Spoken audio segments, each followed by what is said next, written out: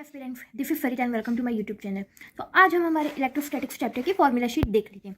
Okay, देखिए ये मेरे पास फॉर्मूला बुक थी, लेकिन इसमें बहुत सारे फॉर्मूले दे रखे हैं, लेकिन मैंने जो इतने भी इंपॉर्टेंट फॉर्मूला है उन्हें हाईलाइट करके रखा है। ठीक है, तो पहले तो देखिए चार्ज क्वांटिटाइजेशन क्या होता है। Q equals to any means जो हमारा चार्ज रहता है वो कभी कोई रेशियो में नहीं आता, मीन्स कभी डेसिमल फॉर्म में नहीं आएगा, वो एक होल नंबर नेचुरल नंबर के फॉर्म में ही आएगा। ओके, नेक्स्ट फोर्स की वैल्यू है 1/4 के एप्सिलूट नॉट के, यहाँ पे हमारा डाई इलेक्ट्रिक कॉन्स्टेंट है। ठीक है, फिर नेक्स्ट क्या बोला है, नेक्स्ट इक्वेशन ये है कि कभी भी टू आइडेंटिकल कंडक्टर्स कॉन्टैक्ट में रखे जाते हैं, फिर उनको सेपरेट कर दिया जाता है, तब वो चार्ज दोनों के ऊपर इतना बराबर हो जाता है। ओके, नेक्स्ट इक्वेशन हमारा देख लो इलेक्ट्रिक फील्ड का है, इसकी सेम वैल्यू हमारी फोर्स की वैल्यू की तरह है, बस फर्क इतना है इसमें कि इसमें हमारे दो चार्ज होते हैं, लेकिन इसमें हमारा बस टेस्ट चार्ज ही होता है। ओके, अब देखिए इलेक्ट्रिक पोटेंशियल की वैल्यू क्या होती है, W/Q0 और F इक्वल्स टू QE हमारा होता है। ओके, देन वही इलेक्ट्रिक पोटेंशियल की वैल्यू अगर देखो W/Q0 होती है तो इसलिए KQ/R भी होता है। ये 1/4 के एब्सोल्यूट नॉट के यहाँ पे हमारा हर जगह डाई इलेक्ट्रिक कॉन्स्टेंट के लिए यूज हुआ है। और इलेक्ट्रिक पोटेंशियल एनर्जी हमारी Q1 Q2/4 absolute not R होता है।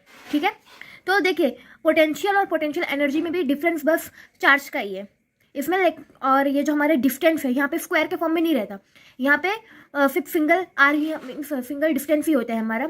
और पोटेंशियल एनर्जी में हम लोग दोनों चार्ज का लिखते हैं, लेकिन अगर पोटेंशियल की बात आए तो सिर्फ हमारा टेस्ट चार्ज आता है। ठीक है, अब देखिए आप लोग ने कहीं ग्राफ देखा होगा हॉलो शेल और सॉलिड स्फीयर शेल का। ठीक है, उनमें जब इलेक्ट्रिक फील्ड वर्सेस आर का ग्राफ बनाते हैं हम लोग और वी वर्सेस आर का ग्राफ बनाते हैं, तो उसका डिफरेंस हमें मालूम होना चाहिए। तो देखिए डिफरेंस क्या होता है, अगर मैं हमारे हॉलो शेल के लिए इलेक्ट्रिक फील्ड वर्सेस आर का ग्राफ बनाती हूँ, तो जो ये हमारा शेल है हॉलो शेल, तो अंदर से पूरा खाली होगा, तो इलेक्ट्रिक फील्ड हमारे इनर स्फीयर में 0 होगी, तो ये पूरी 0। फिर उसके सरफेस पे स्फीयर के सरफेस पे उसकी वैल्यू मैक्सिमम होगी, तो ये मैक्सिमम हमने शो किया है। फिर उसके बाद डिस्टेंस जैसे ही बढ़ेगा वैसे इसकी वैल्यू इलेक्ट्रिक फील्ड की डिक्रीज होती रहेगी। ठीक है, अब वही सेम ग्राफ मैं अगर हमारे सॉलिड स्फीयर के लिए बात करूं, तो शुरुआत में तो सेंटर से लेके हमारे सरफेस तक उसकी वैल्यू इंक्रीज होगी, बट फिर और जैसे डिस्टेंस बढ़ेगा सरफेस के बाद हमारी इलेक्ट्रिक फील्ड की वैल्यू कम होगी। लेकिन अगर मैं पोटेंशियल और आर का ग्राफ लूँ, तो स्फीयर के केस में क्या रहता है, स्फीयर में हमेशा इक्वी पोटेंशियल रहता है, इक्वी पोटेंशियल सरफेस रहता है, तो मीन्स हर जगह पे पोटेंशियल सेम रहता है। तो हमारे हॉलो शेल और सॉलिड स्फीयर दोनों के लिए पोटेंशियल का ग्राफ हमारा ऐसा होगा, कॉन्स्टेंट पहले तो, फिर बाद में वो डिक्रीज होगा। अब नेक्स्ट आता है हमारा डाइपोल मोमेंट। डाइपोल मोमेंट का तो डेफिनेशन आपको पता है, charge into distance. Okay, then आता है हमारा इलेक्ट्रिक फ्लक्स, जिसमें ds into E cos theta हम करते हैं। ds यहाँ पे हमारे सरफेस एरिया के लिए होता है। ओके, नेक्स्ट हमारा आता है गॉस थियरम, तो ये हमारा वही इक्वेशन है मीन्स फॉर इलेक्ट्रिक फील्ड का। ठीक है, जो हमने गॉस थियरम से निकाला था। अब देखिए लीनियर चार्ज डेंसिटी होता है, सरफेस चार्ज डेंसिटी होता है, वॉल्यूम चार्ज डेंसिटी रहता है, उसमें कुछ नहीं। अगर लेंथ दे रखा है तो चार्ज डिवाइडेड बाय लेंथ, अगर एरिया दे रखा है तो charge divided by surface area, और अगर वॉल्यूम दे रखा है तो charge divided by volume. Okay, next देखिए capacity of a spherical conductor, यहाँ पे कैपेसिटी और कुछ नहीं, हमारा कैपेसिटेंस है, तो ये वैल्यू याद कर लीजिएगा कि 4 एप्सिलॉन नॉट R होता है। ठीक है, फिर सरफेस चार्ज डेंसिटी वही Q/एरिया अपना।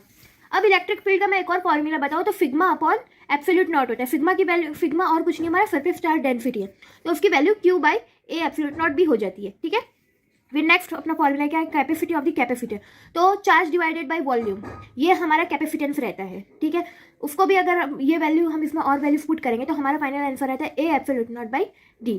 इतना याद रखना, जो कैपेसिटेंस रहता है वो हमारे डाई इलेक्ट्रिक कांस्टेंट के प्रोपोर्शनल रहता है, तो जो वॉल्यूम होगा वो डाई इलेक्ट्रिक कांस्टेंट के इनवर्सली प्रोपोर्शनल होता होगा। ओके, नेक्स्ट अगर हमें फोर्स फाइंड करना है तो ये रहा इसका फॉर्मूला।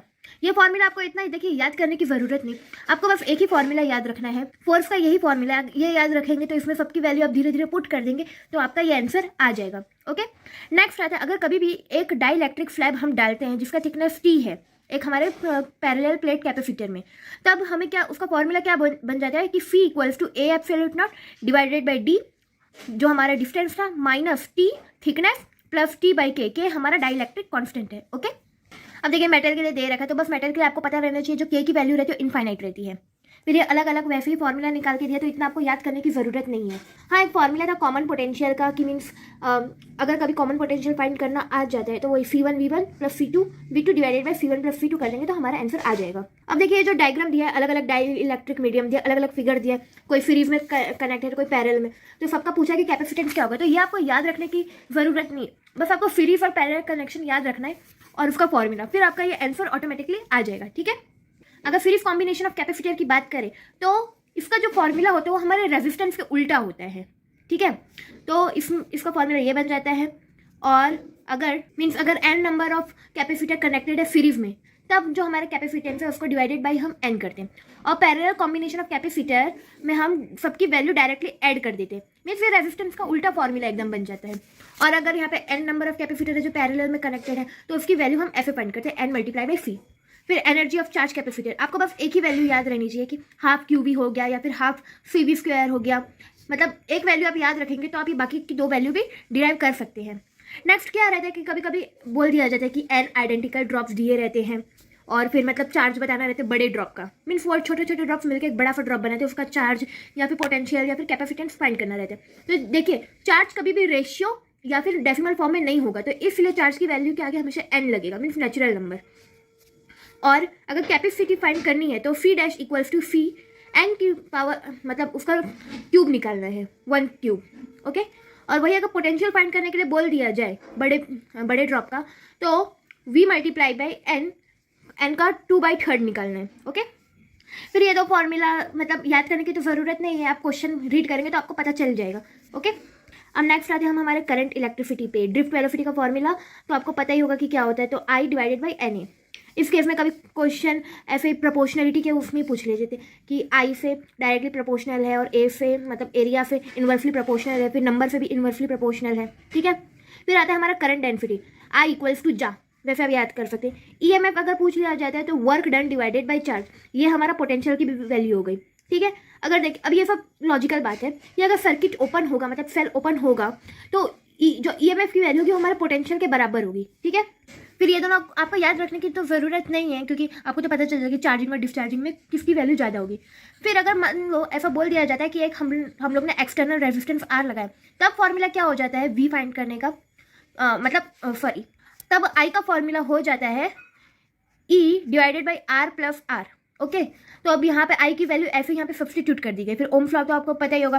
फिर कॉम्बिनेशन ऑफ सेल दे रखा है कि अगर सीरीज में कर रहे हैं तो टोटल EMF अपना N ही होगा। ओके, और यहाँ पे NE और इधर R प्लस NR बन जाएगा हमारा फॉर्मूला, और सेल्स इन पैरेलल में उल्टा ही हो जाएगा। ठीक है, फिर ये अपना इतना इंपॉर्टेंट फॉर्मूला नहीं है। नेक्स्ट आ जाए अपना टेम्परेचर कोफिशिएंट ऑफ रेजिस्टेंस, तो ये वैल्यू आपको याद रहनी चाहिए, मीन्स ये फॉर्मूला आपको याद रहना चाहिए, इंपॉर्टेंट है। ओके, फिर ये कॉम्बिनेशन ऑफ रेजिस्टेंस, कैपेसिटर का उल्टा होता है रेजिस्टेंस का, अगर सीरीज में होगा तो डायरेक्टली हम प्लस कर देते हैं, और अगर अगर पैरेलल कनेक्शन होगा तब रेसिप्रोकल का इनका प्लस कर देते हैं। अब सीरीज में NR हो जाता है और इसमें पैरेलल में R/N हो जाता है। ओके, स्पेसिफिक रेजिस्टेंस की वैल्यू मीन्स रेजिस्टिविटी की वैल्यू RA/L होता है। ठीक है, फिर कंडक्टिविटी हमारे इन्वर्सली प्रोपोर्शनल रहता है रेजिस्टिविटी के। ठीक, फिर नेक्स्ट हमारा व्हीटस्टोन ब्रिज का रहता है, तो इसकी वैल्यू तो आपको पता है कि कैसे निकालनी। अब मैं इधर एक ओम्स लॉ का कुछ बात बताना चाहूँगी कि क्या दिया, V इक्वल्स टू I है, मीन्स ऐसा हम बोल सकते हैं कि resistance is directly proportional to voltage and inversely proportional to current. तो अगर कभी भी ऐसा बोल दिया जाता है कि अगर हम वोल्टेज बढ़ा रहे हैं या फिर घटा रहे हैं या फिर करंट बढ़ा रहे हैं घटा रहे हैं, तब रेजिस्टेंस में क्या इफेक्ट आता है, तो उसका आंसर आएगा नो चेंज। भले ऐसा इस इक्वेशन में ऐसा दिया हो, लेकिन ये जो रेजिस्टेंस है वो हमारे एरिया लेंथ मीन्स ज्योमेट्री पे ज़्यादा डिपेंड करेगा। ठीक है, तो ये थे हमारे फॉर्मूला हमारे इलेक्ट्रोस्टैटिक्स चैप्टर के लिए। आज के लिए इतना ही, थैंक यू।